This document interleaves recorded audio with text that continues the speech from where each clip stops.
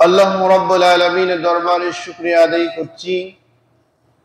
শত ব্যস্ততার ভিতরেও যথাসময় মসজিদে এসে কোরআনে কারীম থেকে কিছু কথা বলার এবং শোনার জন্য তৌফিক দান করেছেন।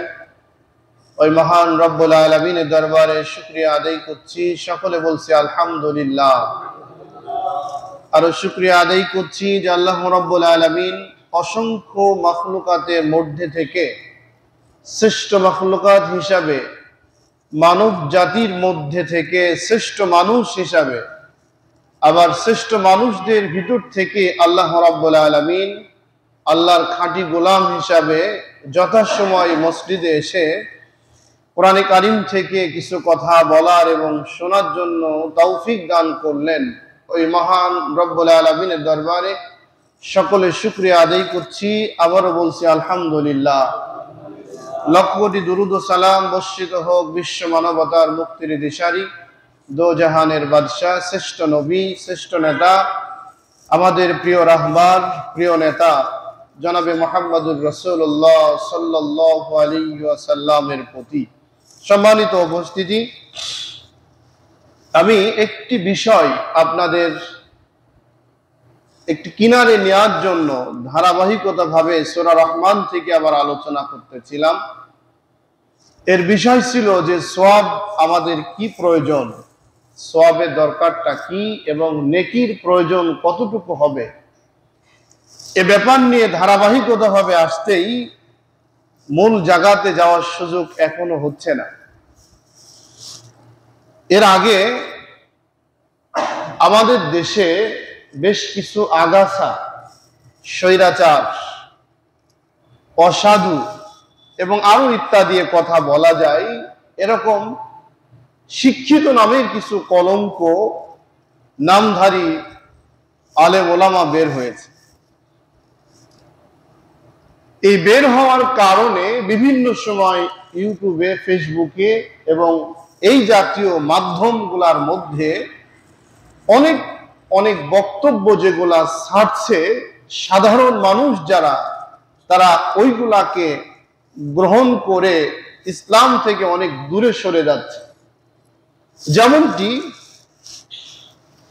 ইতিমধ্যে বাংলাদেশের ঐতিহ্য একজন ব্যক্তি, সুনামধন্য,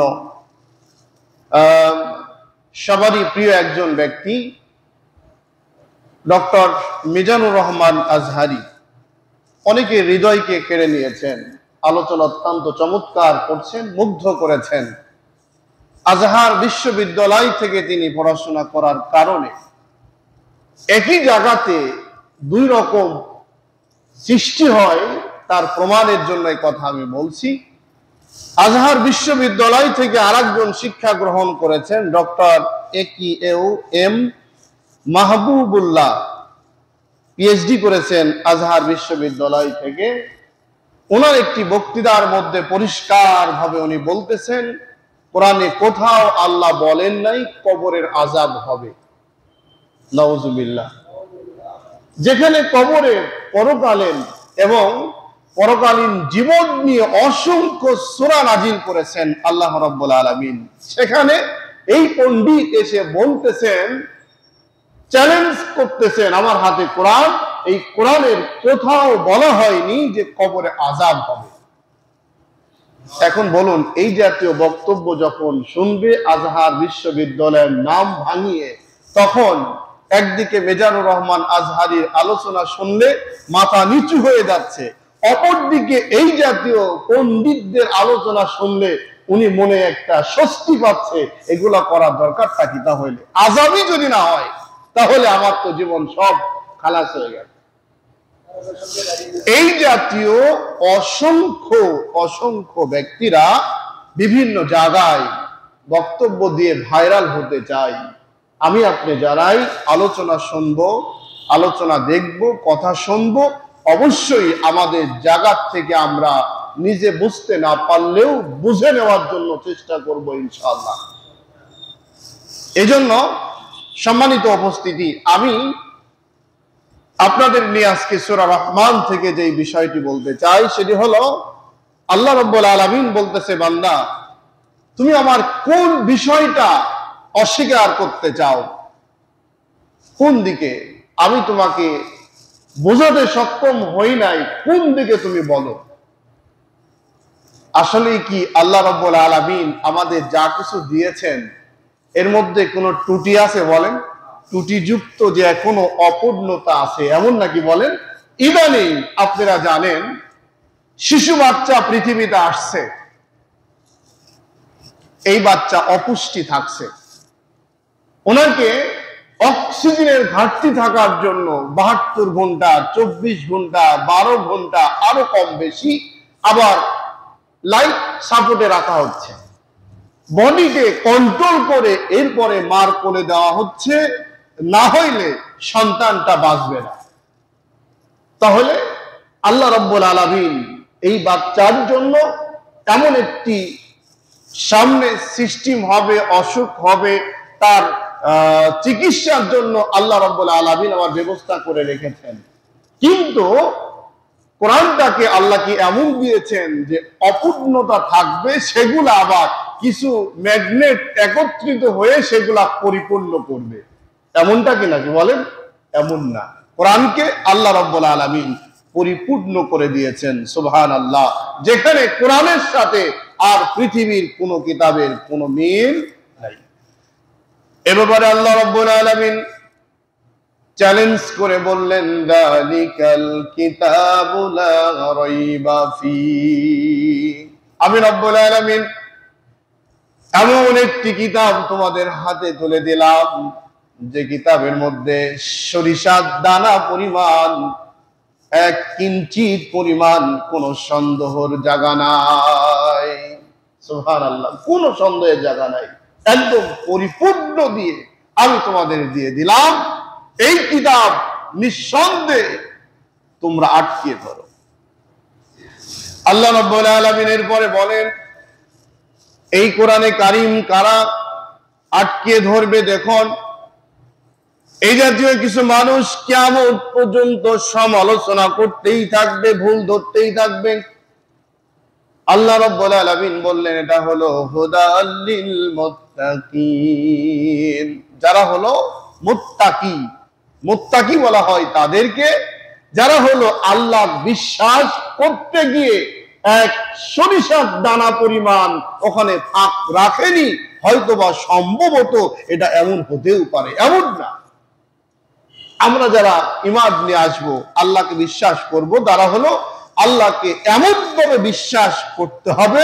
আল্লাহ আরেক জায়গায় বলে, আল্লাহ রাব্বুল আলামিন এখানে বলেন, ইন্নাল্লাযীনা ক্বালু রাব্বুনাল্লাহু সুম্মা ইসতাকামু তাতানাজ্জালু আলাইহিমুল মালাঈকাতু আল্লা তাখাফু ওয়ালা তাহজানু ওয়া আবশিরু বিল জান্নাহ। আল্লাহ রাব্বুল আলামিন এখানে বললেন মুত্তাকি তারাই হবে যারা হলো ইন্নাল্লাযীনা ক্বালু রাব্বুনাল্লাহ, যারা বলে আল্লাহ ব্যতীত আর কোনো মাবুদ নাই, আল্লাহ বিশ্বাস করার জায়গায় কোনো ফাঁক রাখে নাই, দূরত্ব রাখে নাই, এক চুল পরিমাণ সন্দেহের কোনো জায়গা রাখে নাই। এই মানুষগুলাকে আল্লাহ রাব্বুল আলামিন বললেন হুদাল লিল মুত্তাকিন, এরাই হলো মুত্তাকি। এখন আমরা যারা আসি, আমাদের জায়গাতে কত পার্সেন্ট সন্দেহ আছে যে আল্লাহ চাইতেও বা আল্লাহর পরেও এমন কিছু জায়গা আছে যে জায়গায় না গেলে আমি মজবুত ভিত্তিতে আল্লাহর রাস্তা পাবো না, জান্নাতে যাব না, বা আমার বিপদ থেকে উদ্ধার হবে না, এমন কোন জায়গা আছে বলেন? কথা বলে না। আমরা হলো জায়গায় দুর্বল, সন্দেহ আমাদের জায়গায়। গত জুম্মায় আমি কল্পনা এবং সন্দেহ করার বিষয় নিয়ে আলোচনা করছিলাম। সন্দেহ ভিতরে রাখা যাবে না, কারণ আপনি যে কল্পনা করেন, আমি যে কল্পনা করি, এই কল্পনা সম্পর্কে আল্লাহ রাব্বুল আলামিন হিসাব নিবে। এখন চিন্তা করেন, আমরা কত কল্পনা করি, কল্পনা বাঁধি দিই, মুখ দিয়ে যেসব কথাগুলা প্রকাশ্যে বলে দিই, এগুলা যদি কেউ ধরে, এগুলা যদি কেউ হিসাব করতে চায়, এগুলা যদি কেউ গুছাই এক জায়গায় করে, জীবনে দেখা গেল মিথ্যার সংখ্যাটা আমাদের কম হবে না বেশি হবে? বেশি হবে। এই জন্য ভাইয়েরা, এই সূরা রহমান থেকে আল্লাহ আমাকে আপনাকে একটি রাস্তা দেখাতে চান। আমি গত জুম্মায় বলছিলাম আল্লাহ তাতগাউফিল মিজান, আল্লাহ আমাদের যে আমলগুলাকে সঠিক মাপকাঠি করে জান্নাতে যাওয়ার জন্য একটি উপযুক্ত প্রমাণের ব্যবস্থা করবেন। সে জায়গায় আমাকে আপনাকে ধরা খেতে হবে। কিভাবে ধরা খাবো দেখুন, আল্লাহ রাব্বুল আলামিন বলেন, ওমা আসাবাকুম মিন মুসিবাতিন ফাবিমা কাসাবাত আইদিহিম ওয়া ইয়াফু আন কাসীর। আল্লাহ রাব্বুল আলামিন আমাকে আপনাকে যখন আমলনামাগুলো হিসাবের জন্য প্রস্তুত করবেন, আমার আপনার জীবনে দেখবেন জুম্মার নামাজে আগে ঢুকছিলাম, আগে আমি একটা কবুল হজের সওয়াব পেয়েছিলাম, অথবা দেখা গেল আমি একটা উটের সওয়াব পেলাম। এমন বড় বড় অনেকগুলা সওয়াব, এত পরিমাণ সওয়াব। এই সওয়াবগুলা দেখার পরে আনন্দে আত্মহারা হয়ে গেলাম। আমি মনে করলাম আমার চাইতে আজকে আর সম্মানী কোনো ব্যক্তি নাই। এখন দেখা গেল হঠাৎ করে আল্লাহ রাব্বুল আলামিন আমার যখন বদ আমলগুলা হাজির করবেন, আমার জীবনে যতগুলা আমি পরনিন্দা করছিলাম, গীবত করছিলাম, আমি যত অপকর্ম করছিলাম, দুনিয়ার সমস্ত মানুষের চোখে ফাঁকি দিয়েছিলাম, কেউ জানে না, সবাই জানতো আমি একজন ভালো মানুষ। এই আমলগুলা যখন খাড়া করা হবে, সামনে দেয়া হবে, এবার বান্দা বলবে রব্বুল আলামিন কিছুক্ষণ আগে যত সওয়াবের কাম করলাম, এখন এই গুনাহগুলা আমি করেছি, এটা আমি বিশ্বাস করতে পারি না, আমি এগুলা মানি না। আল্লাহ বলবেন কিভাবে হলো? বান্দা দেখবেন যারা মিথ্যা কথা বলে, মিথ্যা, এই জন্য আল্লাহ বলছেন কম কথা বলো। যত কম কথা বলবে তত তোমার কথার মধ্যে মিথ্যা থাকবে না। আপনি যত কম কথা বলবেন তত আমলকে মজবুত রাখতে পারবেন। আমরা কিন্তু এখন কম কথা বলি না বেশি কথা বলি? প্রয়োজনে অপ্রয়োজনে যত বেশি কথা বলতে পারবো ততই সে কারেক্ট। আল্লাহ রাব্বুল আলামিন এবার বলবেন, বান্দারে তোমার সন্দেহ হয় নাকি আমলগুলা সম্পর্কে? বান্দা বলবে, রব্বুল আলামিন তুমি নিজেই বলো, আমার দ্বারাই যে মানুষটা এত সওয়াবের কাজ করলো, এত ভালো কাজ করলো, এখন আমার দ্বারা এই কাজগুলো হবে, এটা আমি বিশ্বাস করতে পারি না গো আল্লাহ। আল্লাহ বলবে, ফেরেশতা বলো কিভাবে এটা হলো? বান্দা বলবে, রব্বুল আলামিন তোমার ফেরেশতারা আমার বিষয় আমাকে জুলুম করে এগুলা হয়তোবা তারাই ভুল ব্যাখ্যা করে লিখে দিয়েছে। আল্লাহ বলবে, কি কয়? হ্যাঁ। ফেরেশতারা বলবে আল্লাহ সম্পর্কে এবং ফেরেশতা সম্পর্কে আল্লাহকে কিন্তু বোঝানো লাগবে না, কিন্তু আল্লাহ সুযোগ দিবেন। আল্লাহ আপনাকে আমাকে সুযোগ দিবেন। সমস্ত পরীক্ষা যখন শেষ হয়ে গেল, আল্লাহ রাব্বুল আলামিন বললেন এবার বান্দাকে ডাকা হবে। ডাকার পরে বলবে, বান্দারে তোর জবানটা বন্ধ করে দিলাম, এখন কথা বলা বন্ধ কর। রিমান্ড শুরু হয়ে গেল। রিমান্ডে সাক্ষী শুরু হলো। আল্লাহ রাব্বুল আলামিন আপনার হাতকে জিজ্ঞাসা করবেন, হাত রে তুমি বলো। আমরা মনে করি যে আমার অঙ্গ প্রত্যঙ্গ, আমার শরীরকে সাজানোর জন্য, ঠিক রাখার জন্য যা কিছু করার করে যাচ্ছি আমরা।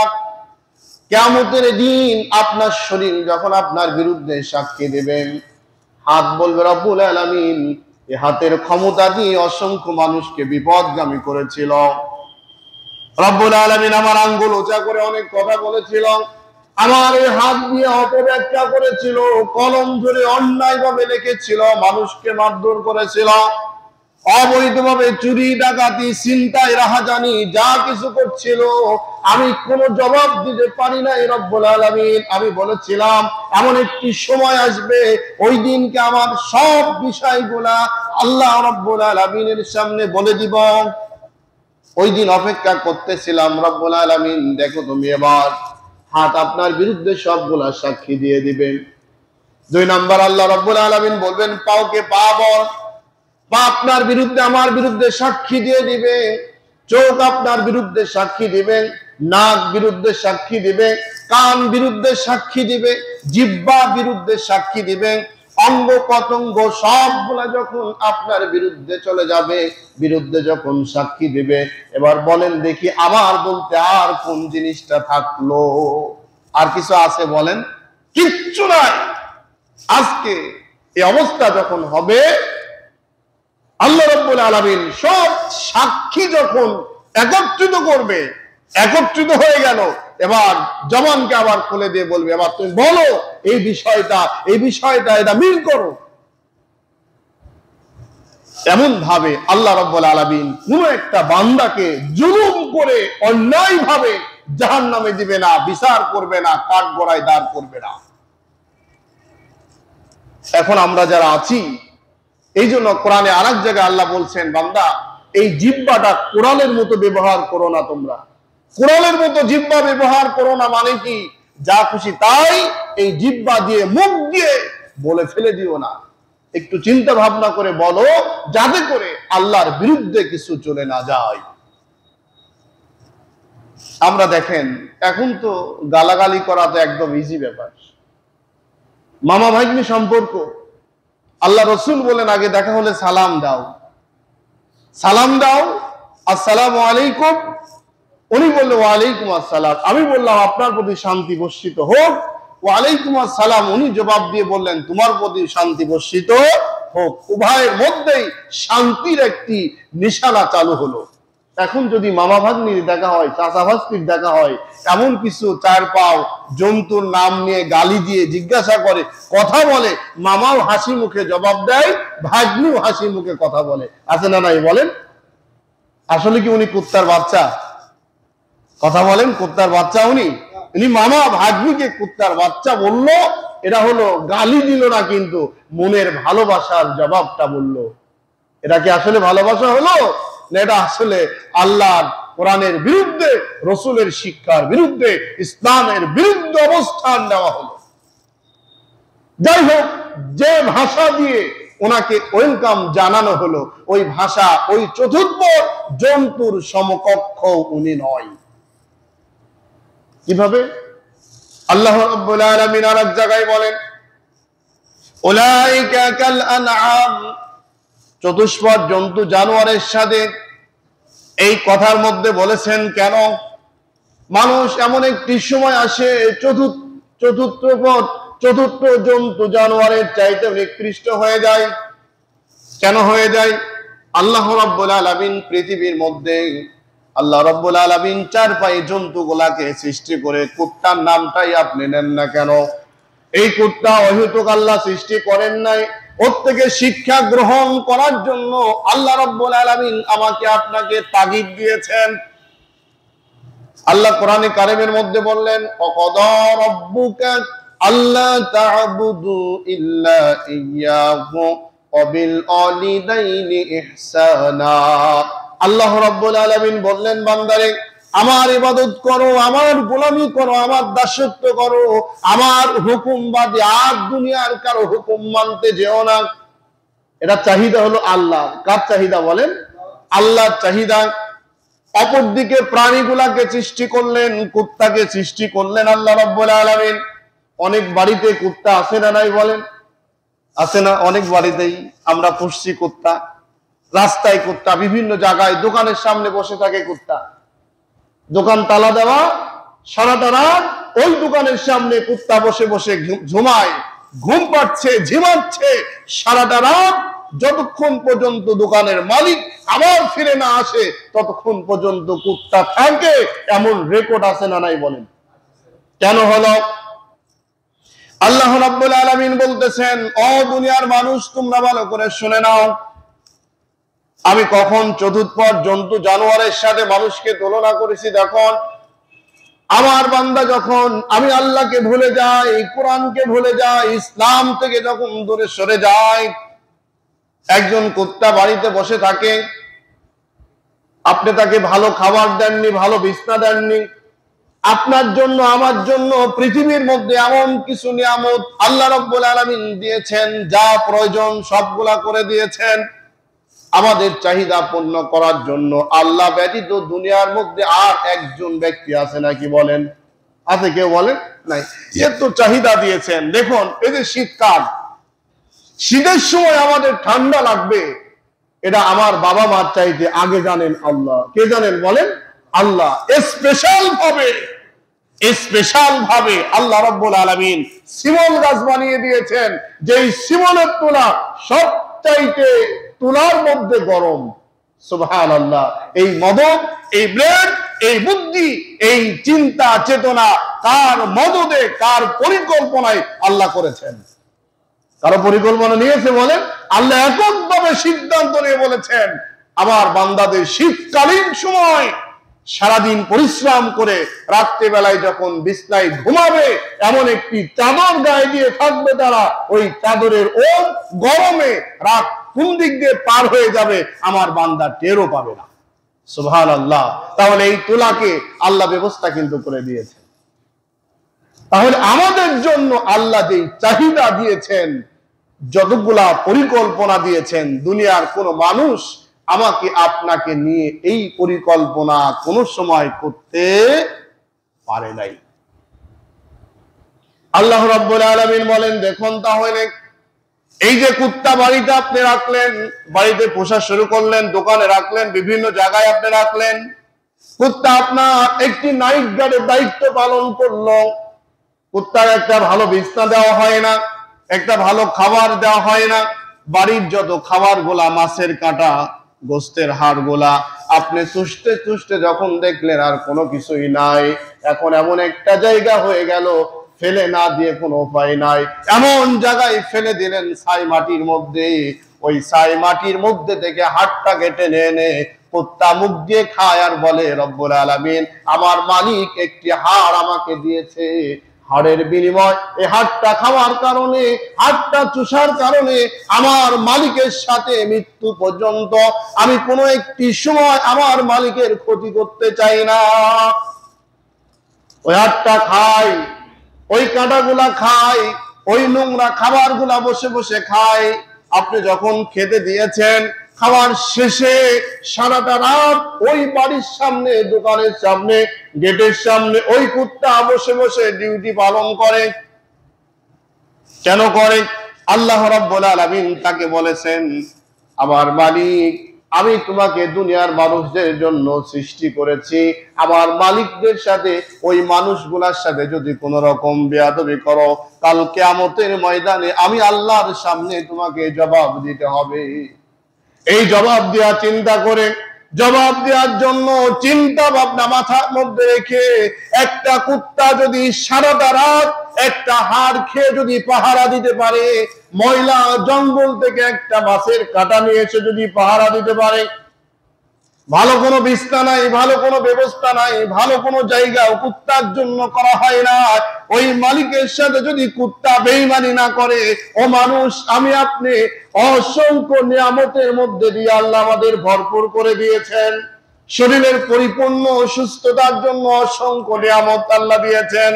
এত নিয়ামত খাওয়ার পরে, এত নিয়ামত গুলা ভক্ষণ করার পরে, গ্রহণ করার পরে আল্লাহ রাব্বুল আলামিনের সাথে আমি আপনি কি পরিমাণ বেঈমানি করি একটু চিন্তা করে দেখুন না কেন? ঠিক না বলেন? কি পরিমাণ বেঈমানি করি! এটা কুত্তা যেই কাজ না করে তার চাইতে বেশি পরিমাণ কাজ করি আমরা। এই জন্য আল্লাহ রাব্বুল আলামিন বলেন, উলাইকা কাল আনআম। যখন একটি মানুষ আমি আল্লাহ শুকরিয়া, কৃতজ্ঞ, প্রশংসা থেকে দূরে সরে যায়, আমি রব্বুল আলামিন একটা কুত্তার চাইতে নিকৃষ্ট নিচে নামিয়ে দিই আমি ওই বান্দাকে। দেখুন আমার আপনার মতো মানুষ, এমন কিছু এলাকায় কিছু মানুষ জন্মগ্রহণ করে যে মানুষটার জন্য পুরা এলাকার মানুষ দোয়া করে, আল্লাহ লোকটাকে বাঁচায় রাখো, লোকটাকে হায়াত দাও, লোকটা এত ভালো কাজ করে। এরা আছে না নাই বলেন? আবার অপর দিকে এমন কিছু লোক আছে, রাস্তা দিয়ে যখন হেঁটে যায় মানুষ মনে করে গজব যাচ্ছে, আল্লাহকে মৃত্যু দাও, এর থেকে বাঁচাও, এই গজবকে দুনিয়া থেকে বিদায় দিয়ে দাও। এমন আছে না নাই বলেন? মানুষ যখন মারা যায় চোখের পানি ফেলে দোয়া করে, আর কিছু মানুষ মৃত্যুর জন্য তার গজবের জন্য রোজা করে নামাজ পড়ে আল্লাহর কাছে ফরিয়াদ করে বলে রব্বুল আলামিন এই লোকটি পুরা জাতিকে শেষ করে ফেললো, একে বিদায় করে দাও। একই মানুষ আছে না নাই বলেন এমন? তাহলে কি হলো? আল্লাহ রাব্বুল আলামিন বলতেছে, মানুষ যখন তুমি আমার হুকুমকে, আমার বিধানকে, আমার ইবাদত থেকে দূরে সরে যাবে, তখন আমি রব্বুল আলামিন কুত্তার চাইতে নিকৃষ্ট বানিয়ে দিব। তখন মানুষ তোমাকে দেখলে শুধু দূর দূর করে সেই করে মানুষগুলো থুতু নিক্ষেপ করে তোমাকে তাড়িয়ে দিবে।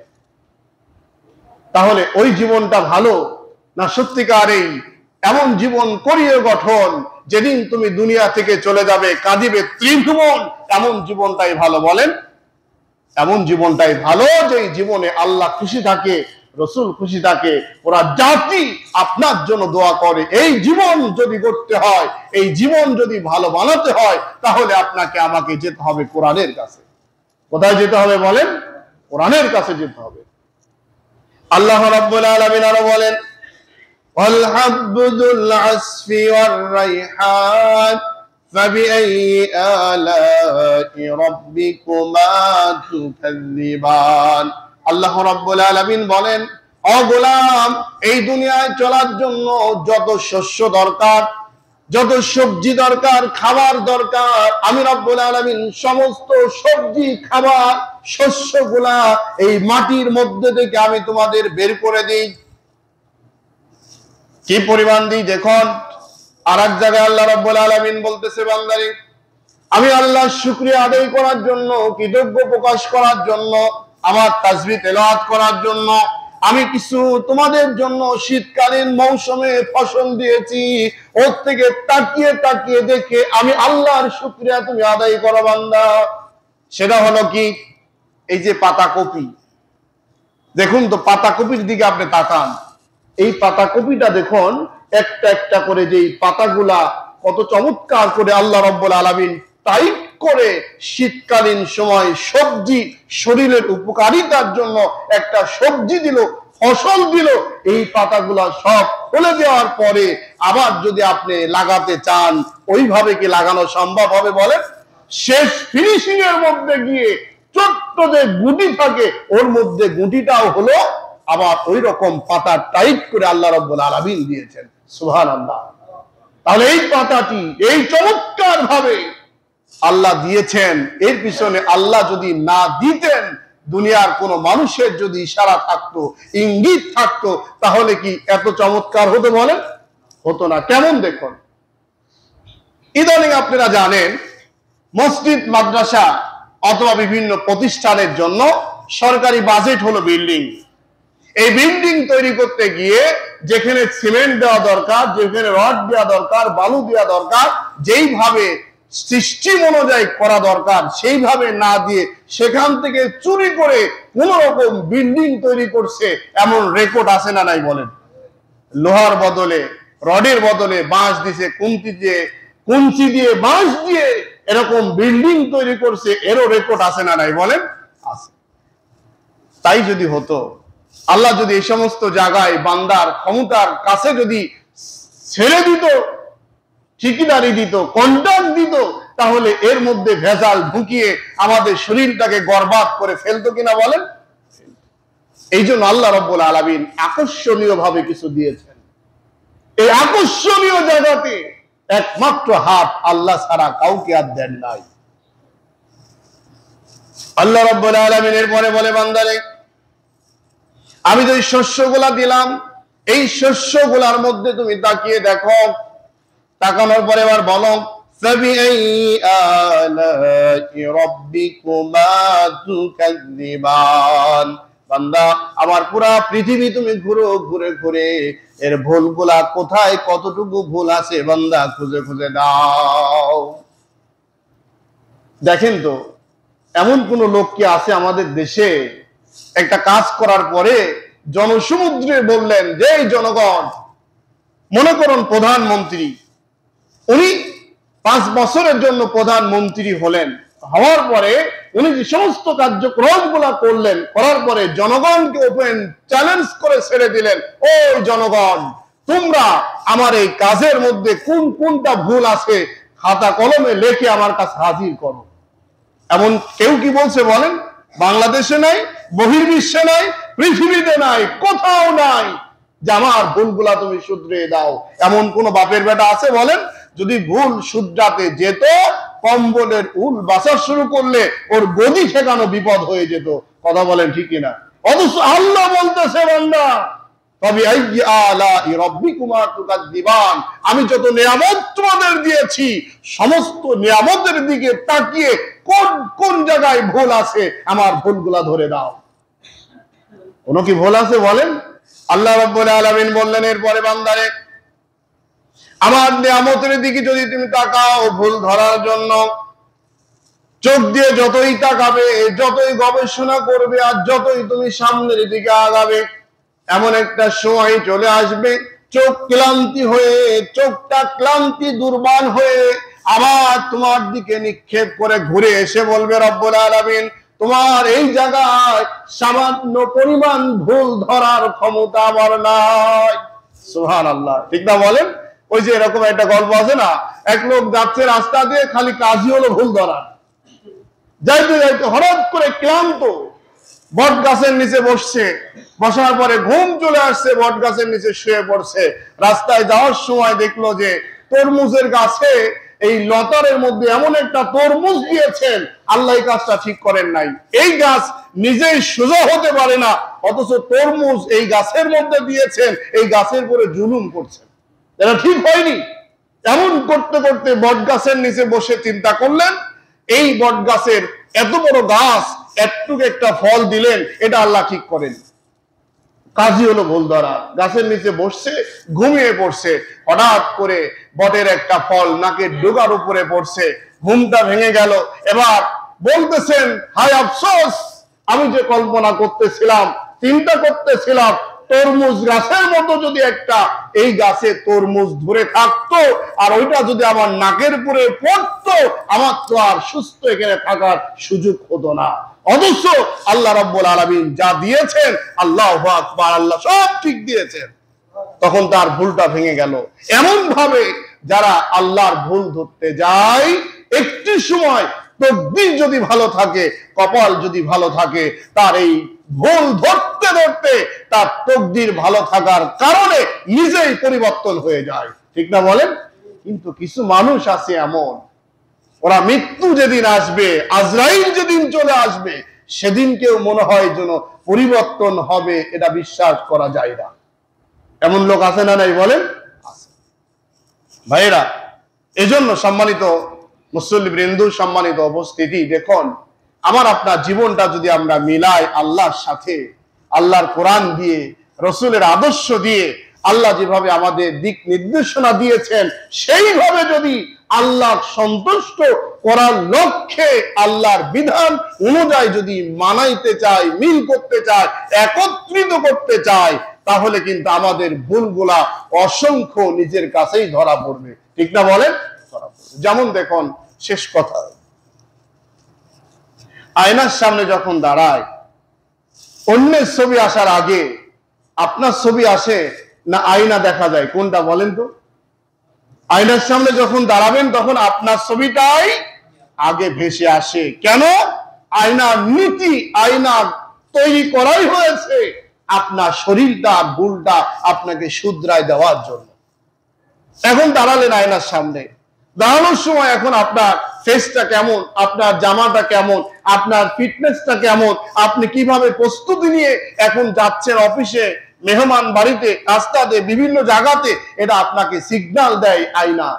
এই এটা সমস্যা, এটা সমস্যা, এটা ঠিক কর, এটা লাগা, ইত্যাদি ইত্যাদি আপনাকে প্রস্তুত করে দেয়। ঠিক যদি এই বিবেকের কাছে, বিবেক নামক আয়নার কাছে যদি আপনি কোরআনটাকে খাড়া করে যদি মনে করেন আল্লাহর সামনে আমাকে দাঁড়াতে হবে, তাহলে আপনার আমার সমস্ত ত্রুটি বিচ্যুটি ভুলগুলাকে আল্লাহ রাব্বুল আলামিন ধরিয়ে দিবেন, ঈমান নামক আয়নার মধ্যে ধরা খেয়ে যাবে। এবার আপনি দেখুন, ওইগুলা শুদ্ধে যদি নিজেকে পুত পবিত্র করা যায়, তাহলেই আপনাকে আল্লাহ পর্যন্ত পৌঁছানো সম্ভব, ঠিক না বলেন? না হলে কিন্তু সম্ভব নয়। এজন্য আসুন, সময় যেহেতু খুবই কম, আমি আপনাদের বিনীত অনুরোধ করতে চাই ভাইয়েরা, আমি এত আপনাদের নসরত করার পরে, হাত পা ধরার পরেও এমন কিছু ভাইয়েরা আছেন যারা হলো সত্যিকার এই নামাজে এত অবহেলা যেটা আসলে কল্পনা করাই যায় না। আমি মাঝে মাঝে আপনাদের খুব তাগাদা দিই যে ভাই জুম্মার দিন সুন্নত না পড়ে চলে যায়েন না। এটা আমার জন্য করি না, আপনাদের জন্য করি, বলেন তো ভাই। আচ্ছা, এই যে আপনি সুন্নত পড়লেই কি না পড়লেই কি, আপনি নামাজ পড়লেই কি না পড়লেই কি, এটা তো আমার দায়িত্ব না। কিন্তু দায়িত্ব হয়েছে কেন? আপনারও দায়িত্ব এটা, শুধু আমার না, আপনারও এটা দায়িত্ব। কেন?